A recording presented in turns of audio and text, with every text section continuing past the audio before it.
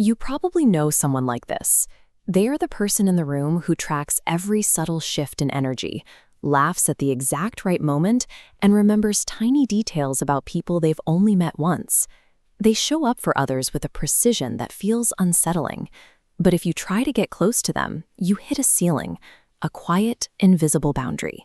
The societal stereotype tells us that people who don't trust anyone are paranoid cynics, sitting in the corner and rolling their eyes at the world. The psychological reality looks different. Chronic distrust often wears the mask of extreme social competence.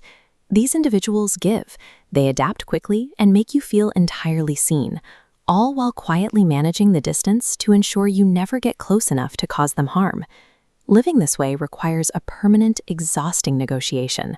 They have an enduring desire for human connection, yet their brain continuously warns them that fulfilling that desire will result in pain.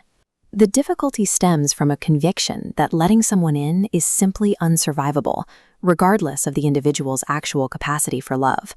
This invisible wall acts as a functional structure, protecting a vulnerable core. It forces us to look at the specific calculations the nervous system makes to justify such high security.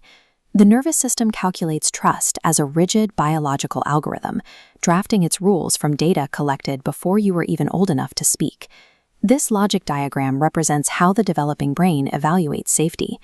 Psychologist John Bowlby spent decades studying this process through attachment theory. Early relationships with caregivers feed data into his central neural template, establishing the baseline rules for all future human connections.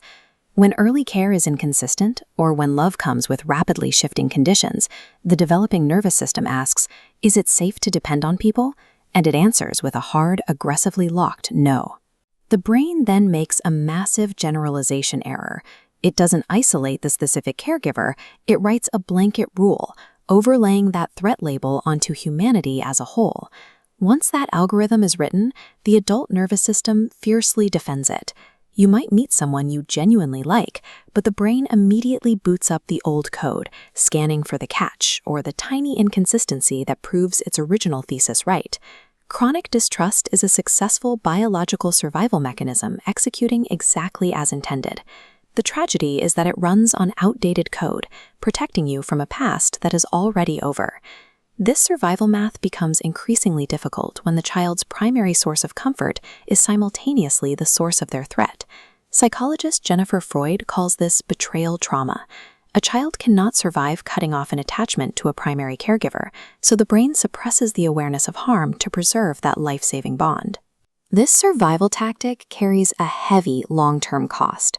You learn to doubt your own internal perception, eventually turning that distrust inward. This creates an internal loop in adulthood. You can read the complex emotional dynamics of a room with frightening accuracy, and then immediately assume you are being too sensitive or simply imagining things. The resulting behavioral patterns are erratic. Some people become avoidant, pulling away right as intimacy peaks. Others become anxiously attached, maintaining proximity but constantly testing their partners for signs of abandonment. To an outside observer, this looks like intentional manipulation, but to the nervous system executing the behaviors, it feels like drowning under the weight of conflicting data.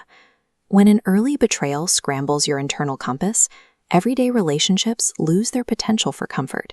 They are reduced to relentless, high-stakes threat assessments. For a person with this neurological history, letting someone in requires a logic-defying level of courage, an act that directly contradicts their survival instincts. The stakes of that choice are total. If they are betrayed, they lose the relationship and the entire internal argument that convinced them things could be different this time. Clinical research identifies a path forward called earned security.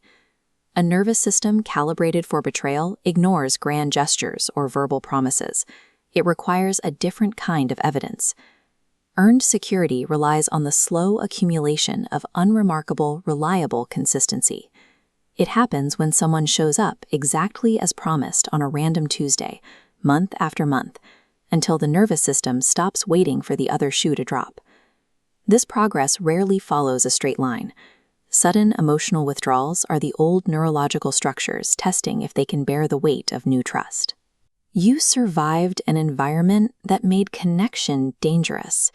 The final task is examining the walls you built for protection and deciding which ones are still necessary.